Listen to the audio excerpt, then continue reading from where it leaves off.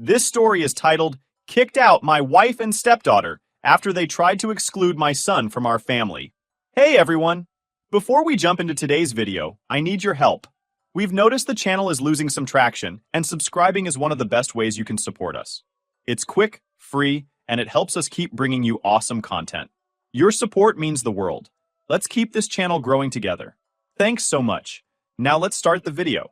I never thought I'd be posting something like this, but here I am. I've been married to my wife Kelly for 8 years. I thought we had a solid relationship, a good partnership. She had one daughter from a previous marriage, Ava, and I had one son, Liam, who's 10. From the moment we said, I do, I've done everything in my power to provide a good life for all of us. I'm the one footing the bill for the house, the cars, the vacations, and basically everything else. And yet somehow Kelly has managed to repay me by treating my son like he's a guest in his own home. We live in a 3-bedroom house.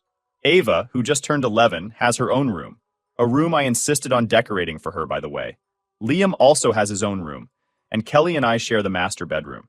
From the outside, it probably looks like a pretty functional setup. But inside these walls, there's a divide that keeps growing wider and more impossible to ignore. Ava is, well, she's a mini version of her mom. She's entitled and spoiled, though not in an outright malicious way. She doesn't bully Liam outright, but she always makes it clear that she's the princess of the house. Kelly. Kelly is a different story. From the very beginning, it's like she decided that Liam was my kid and not her responsibility. She barely speaks to him unless she has to.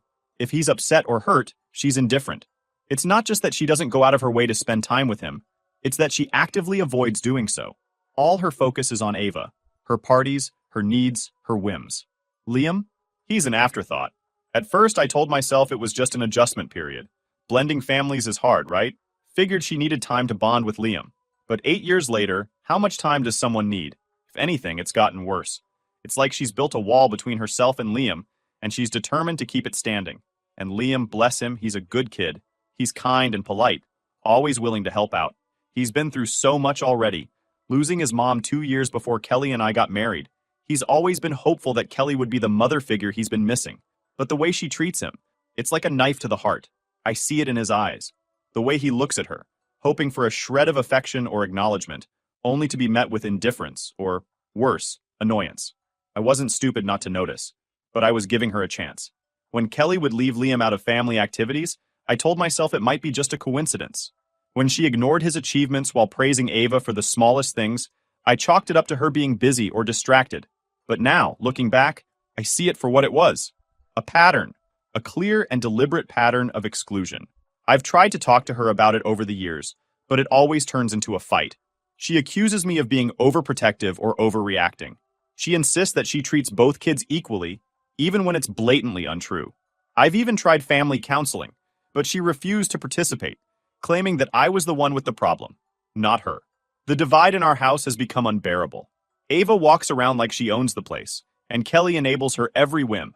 Meanwhile, Liam tiptoes around, trying not to upset anyone, trying to find his place in a home that doesn't feel like his own. There was one moment that stands out in my mind, a moment that made me realize just how bad things had gotten. It was a Saturday morning, and I was working in the garage. Liam came out to show me a drawing he'd been working on. He's got a talent for art, something he's really passionate about. He was so excited, beaming as he handed me the paper. "This is amazing, buddy," I said, genuinely impressed. "Let's show Kelly." We went inside and Liam proudly held up his drawing. "Look what I made, Kelly," he said, his eyes shining with hope. She barely glanced at it. "That's nice, Liam," she said, her tone flat. Then she turned back to Ava, who was whining about wanting a snack. "What do you want, sweetheart?" she cooed, completely ignoring Liam. The way his face fell, I'll never forget it. It was like watching a balloon deflate. He walked away quietly, mumbling something about going back to his room. I stood there, stunned, angry, and heartbroken all at once. I wanted to scream at Kelly, to shake her, and make her see what she was doing, but I didn't. I just stood there, frozen, as the realization hit me. This wasn't going to change. Now, every time I see Liam retreat to his room, or look at Kelly with that mix of hope and disappointment, I feel a knot in my stomach. He deserves better. He deserves to feel loved and valued in his own home. And if Kelly isn't willing to step up and be the mother he needs, then I'll have to figure out another way to give him the life he deserves. This is our reality. A blended family that looks perfect only from the outside. I'm sharing this because I need to get it off my chest, and maybe someone out there has been through something similar. Maybe someone has advice or words of wisdom. Because right now I feel like I'm failing my son, and that's a pain I wouldn't wish on anyone. What do you think? Update. The breaking point came last weekend. It was Ava's 11th birthday, and Kelly went all out. She decorated the backyard with balloons and streamers, hired a clown, and got a custom cake with Ava's favorite cartoon characters on it. The whole setup screamed over the top, but I went along with it. Ava was excited, and I thought it might be a good opportunity for everyone to bond, or at least pretend to. Liam was looking forward to the party too. He had saved up his allowance to buy Ava a small gift, something she'd mentioned wanting weeks ago. He even made her a handmade card, spending hours drawing and coloring it. When he showed it to me before the party, he was practically glowing with pride. "Do you think she'll like it?" he asked, his eyes wide with hope. "She'll love it," I assured him. "It's thoughtful and personal. She'll see how much effort you put into it." The party started off well enough. The kids played games, chased each other around the yard, and laughed like only kids can. Liam tried his best to join in, even though he's naturally a bit quieter and more reserved. When it was time for the cake, everyone gathered around the table. The cake was a masterpiece, covered in colorful icing and shaped like Ava's favorite character. The kids oohed and awed as Kelly lit the candles. I noticed Liam standing off to the side, holding his gift and card. I gave him a little nudge. "Go stand next to Ava. Let's get a picture of you two together," I said. He smiled shyly and walked over, standing next to Ava with his gift in hand. Just as the camera was about to snap, Kelly's voice cut through the air. "Liam, step out for a second," she said, waving her hand dismissively. "I want a picture with just Ava." Liam froze. He looked at me, confused and hurt. His smile faded, and he hesitated for a moment before stepping aside, his head hanging low. My heart sank. I could feel the anger bubbling up inside me, but I tried to keep it in check. After the picture was taken, I walked over to Liam. "Hey, bud, you okay?" I asked softly. He nodded, but I could see the tears welling up in his eyes. He quickly wiped them away and forced a smile. "Yeah, I'm fine," he said, his voice barely above a whisper. That was the moment I snapped. I turned to Kelly, who was busy organizing the next activity. "What the hell was that?" I demanded, my voice louder than I intended. She looked at me like I had 3 heads. "What are you talking about?" she asked, genuinely confused. "Why would you tell Liam to step out of the picture? He's part of this family too," I said, my voice shaking with anger. Kelly rolled her eyes. "I just wanted a picture of Ava. It's her birthday after all. What's the big deal?" "The big deal is that you made Liam feel excluded on purpose," I shot back. "Do you have any idea how that made him feel?" "You're overreacting," she said dismissively. "He'll be fine." I turned to Liam, who was now standing off to the side, clutching his gift and card. "Does he look fine to you?" I asked, my voice rising. The tension was palpable. The other parents at the party quickly averted their eyes, pretending not to notice the argument unfolding. Kelly stormed off, muttering something under her breath, and I stayed with Liam, trying to comfort him. The party continued, but the damage was done. Liam's mood was ruined, and so was mine. Later that night, after the kids were in bed, I confronted Kelly again. "You're driving a wedge in this family," I told her. Her response was as cold as ever. "I'm already doing enough by letting him live here. Don't ask me to do more." I couldn't believe what I was hearing. Letting him live here? As if he were some unwelcome guest? My blood boiled, but I forced myself to stay calm. "This is his home, Kelly. I think you've forgotten that," I said firmly. "And if you can't treat him like he belongs here, then maybe this isn't going to work." She didn't respond, but the look on her face said it all. The divide in our family had never felt wider, and I knew something had to change. Soon. The fight didn't end with Ava's party. If anything, it ignited a fuse that had been smoldering for years. For the next few days, Kelly and I barely spoke. The tension in the house was suffocating. Even Ava, who usually thrived on being the center of attention, seemed uneasy. But Liam? Liam just kept his head down and stayed out of the way, as if he were used to being collateral damage. It was a Thursday evening when everything boiled over. I came home from work, exhausted but determined to address what had happened. Kelly was in the kitchen, scrolling on her phone while Ava sat at the table doing homework. Liam was nowhere to be seen, probably hiding in his room like usual. "We need to talk," I said, setting my bag down. Kelly didn't even look up. "About what?" she asked, her tone clipped. "About Liam. About the way you treat him." That got her attention. She put her phone down and crossed her arms, leaning against the counter. "What now?" I thought we already had this conversation. No, we didn't, I said, my voice steady but firm. We had a fight. There's a difference. And I'm not letting this go. Ava glanced up from her homework, sensing the brewing storm, but Kelly waved her off. Go to your room, Ava, she said. Ava didn't argue, grabbing her books and retreating upstairs. Once we were alone, I took a deep breath and began. Liam's a good kid. He's kind, he's respectful, and he's done nothing but try to be part of this family. But you've shut him out from day one, and I'm done pretending it's okay. Kelly rolled her eyes. Oh, please, don't make me the villain here. I've done plenty for him. Like what? I shouted. Ignoring him? Treating him like a burden? Letting Ava walk all over him? That's not being a stepmom. That's being a bully. Her face flushed with anger. How dare you call me a bully? I've done everything I can to make this work, but he's not my kid. He's your responsibility, not mine. And Ava's not mine, I said, my voice rising. But I've treated her like she is. I've provided for her, supported her, loved her. Why can't you do the same for Liam? Because it's different, she snapped. Ava's my daughter. Liam, he's just your son. Her words hit me. Just your son. As if he were some outsider, an unwelcome guest in his own home. I stared at her, my hands shaking with anger. Do you even hear yourself right now? I asked, my voice low and trembling. You're not just hurting him, you're hurting us, this family. And if you can't see that, then maybe you don't belong here either. Her eyes widened, and for a moment, I thought she might actually apologize. But instead, she doubled down. You're unbelievable. I've put up with so much from you and Liam, and now you're threatening to kick me out? Fine. Maybe I should leave. Maybe you and your precious son would be better off without me. The words hung in the air like a toxic cloud. I didn't respond. I turned and walked away, heading upstairs to check on Liam. He was sitting on his bed, headphones on, sketching in his notebook. When he saw me, he pulled off his headphones and smiled weakly. Hey, Dad. Everything okay? I sat down next to him, my chest tight with guilt and sadness. I'm working on it, bud, I said, ruffling his hair. I promise. The next morning, I decided I needed solid evidence before making any serious decisions. I hated the idea of spying in my own home, but I couldn't shake the feeling that there was more going on behind my back. The tension in the house, the way Liam seemed to retreat into himself more every day, it all pointed to something deeper than what I had already seen. I needed to know the truth, not just for my own clarity, but for Liam's sake. The truth will also help me in the divorce process that I'm now seriously considering. So I ordered a couple of discreet cameras online, the kind small enough to blend into the background without drawing attention. They arrived 2 days later, and I spent the evening carefully installing them in common areas. The living room, the kitchen, and most importantly, Liam's room.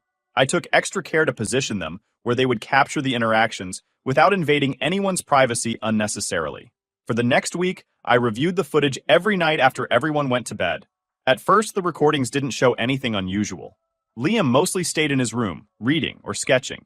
Kelly and Ava went about their routines, and there were no outright conflicts. For a moment, I began to doubt myself, wondering if I was being paranoid or overreacting. But something from the inside told me my doubts were true. Then, on the third day, I found it. The footage began innocuously enough. Liam was in the living room, sitting quietly on the couch with a book in his hands. Ava entered the frame, her posture immediately exuding entitlement. She walked straight up to Liam and snatched the book from his hands without a word. Liam looked up at her, startled, and reached out to take it back. "This isn't your house," Ava hissed, her voice dripping with disdain. "Stop acting like you belong here." She tossed the book across the room, and Liam froze, his face a mixture of confusion and hurt. He got up slowly and walked over to retrieve the book. But before he could pick it up, Kelly entered the room. She looked at the scene, saw Liam reaching for the book, and said coldly, "Leave it, Liam. You don't need to cause trouble." Liam's shoulders slumped, and he turned away without a word. Kelly didn't even glance at Ava, who was smirking triumphantly. My hands clenched into fists as I watched the scene unfold. This wasn't a misunderstanding or a one-time slip. This was calculated exclusion, and it was coming from both of them. The next incident occurred in the kitchen. Liam had bought a few snacks with his allowance and had neatly stored them in a corner of the pantry. The footage showed Ava rummaging through the pantry, pulling out Liam's snacks and tearing open a bag of chips. Moments later, Liam walked into the kitchen and saw her. He approached her hesitantly, his voice polite but firm. "Ava, those are my snacks. Can you please not eat them?" he asked. Ava's response was immediate and dismissive. Mom says I can have whatever I want. You don't get to tell me anything. Kelly entered the frame seconds later, holding her phone. She glanced at the scene, her expression indifferent. Ava looked at her and smirked, as if seeking backup. Kelly chuckled and said, "Don't be so selfish, Liam. Sharing won't kill you." Liam looked down, visibly trying to hold back his frustration. He turned and left the kitchen without another word. Ava continued eating, her smugness almost unbearable to watch. My heart broke for Liam.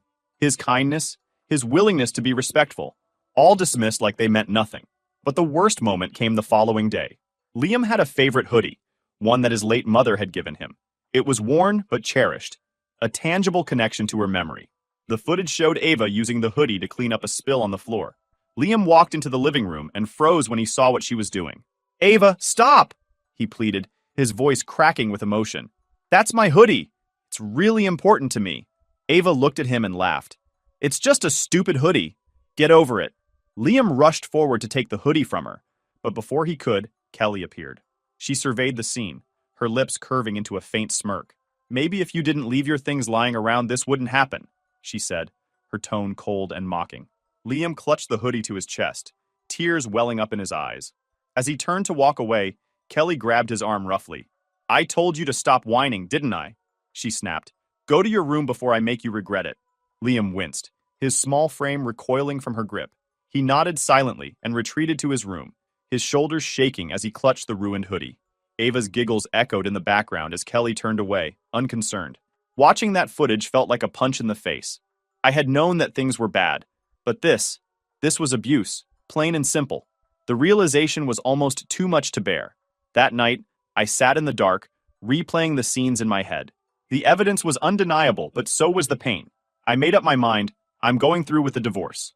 This isn't a healthy family for either my son or I, and I need to take action immediately, don't you think? Update. Hey everyone, it's been a while since my last post, and I've been meaning to update you.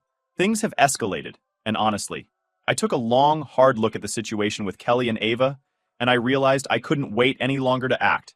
So, here's what happened. The day I confronted Kelly with the videos was one of the hardest and most liberating moments of my life. I waited until Liam was at school and Ava was out with a friend. Kelly was in the living room, scrolling on her phone like nothing was wrong. My heart was pounding, but I knew I had to stay calm and stick to the facts. "Kelly," I started, holding the folder where I'd printed screenshots from the footage. "We need to talk. Now." She looked up, annoyed. "Can it wait? I'm in the middle of something." "No," I said firmly, sitting down across from her. "It can't." I handed her the folder, and she opened it reluctantly. As she flipped through the screenshots, Ava snatching Liam's book, her mocking him about the snacks, and the incident with the hoodie, her expression barely changed. When she got to the part where she grabbed Liam's arm and snapped at him, she tossed the folder onto the coffee table. "So what's your point?" she said, crossing her arms. I stared at her, stunned. "My point? Kelly, this is abuse. You and Ava have been treating Liam like an outsider, like he doesn't even belong in his own home. This isn't just favoritism, it's cruelty." She rolled her eyes. "Oh, don't be so dramatic. Kids fight all the time. Liam needs to toughen up. And if you're upset about me disciplining him, maybe you should step up more as a parent." I couldn't believe what I was hearing. Disciplining him? Kelly, you were mocking him, encouraging Ava to humiliate him. You laughed when she used his late mother's hoodie to clean a spill. Do you even hear yourself right now? I didn't wait to even hear her answer. That was it. That was the moment I knew there was no saving this. Any lingering hope I had that she could change, that she cared about this family, evaporated. I stood up, my hands shaking with anger. "You're done here, Kelly," I said, my voice cold. "You and Ava need to pack your things and leave. Today." She laughed, as if I'd just told a joke. "Excuse me? You're kicking us out of my house?" "My house," I corrected her. "I pay the mortgage, the bills, everything. And after what you've done to Liam, you don't deserve to live here." Her expression shifted, her entitlement turning into fury. "You can't just kick us out. Where are we supposed to go?" "That's not my problem," I said. "I'll give you a week to figure it out. But you're not staying here any longer.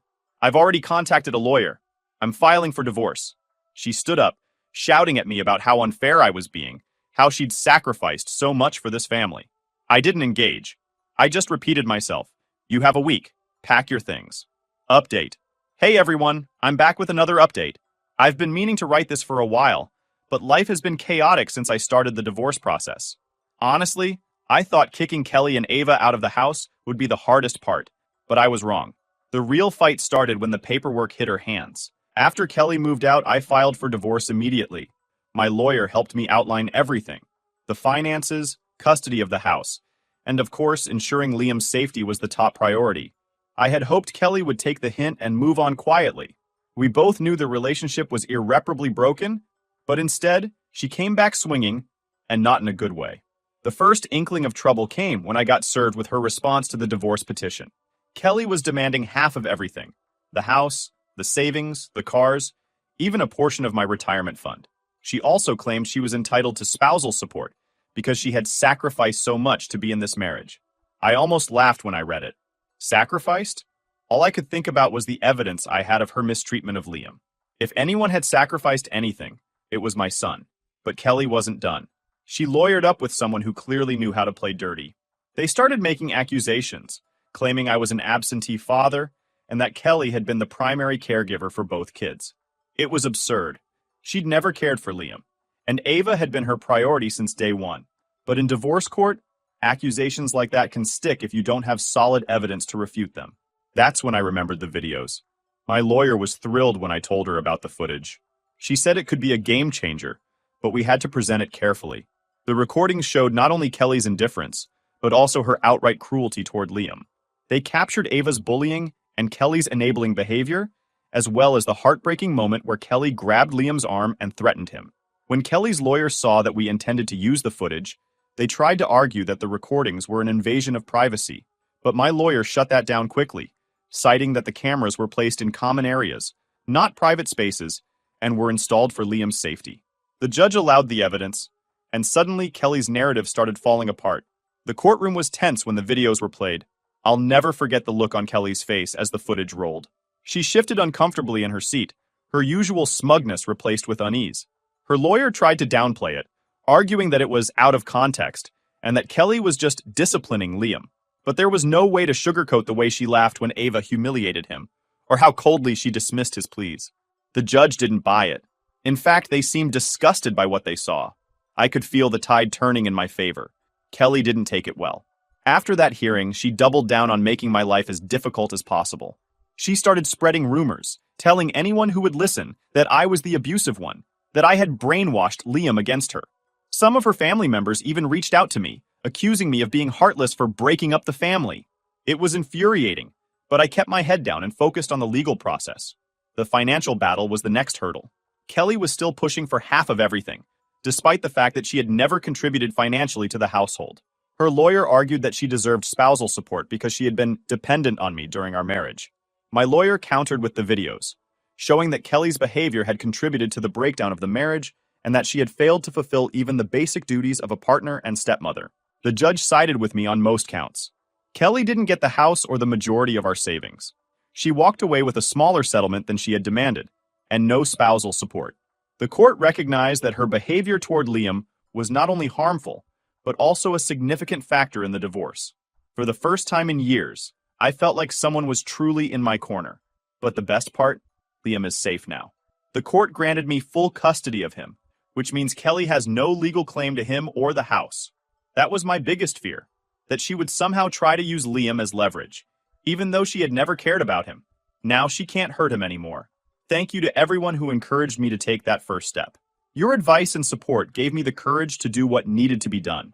If you're out there, reading this and feeling trapped in a toxic situation, please know that there's a way out. It won't be easy, but it will be worth it. Liam and I are proof of that. Update. Hey everyone, I'm back with an update. Let's hope it's the last one and you and I stop hearing about Kelly ever again. A few weeks after the divorce was finalized, I started hearing rumblings through mutual acquaintances and even a few nosy neighbors. Apparently, Kelly wasn't doing so well living with her sister. Initially, I didn't pay much attention. I was focused on moving forward with my life and helping Liam adjust to our new normal. But then, Kelly started reaching out. It started with a few texts. At first, they seemed innocent enough. Basic questions about Ava's schoolwork or her belongings that were still at the house.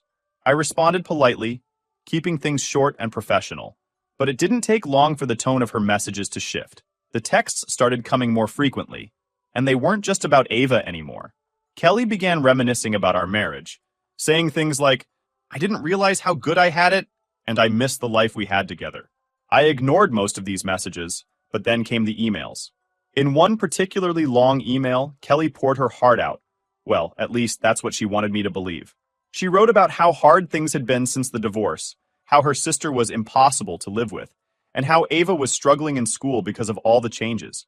She even tried to tug at my heartstrings, claiming that Ava missed me and Liam and wanted to see us again.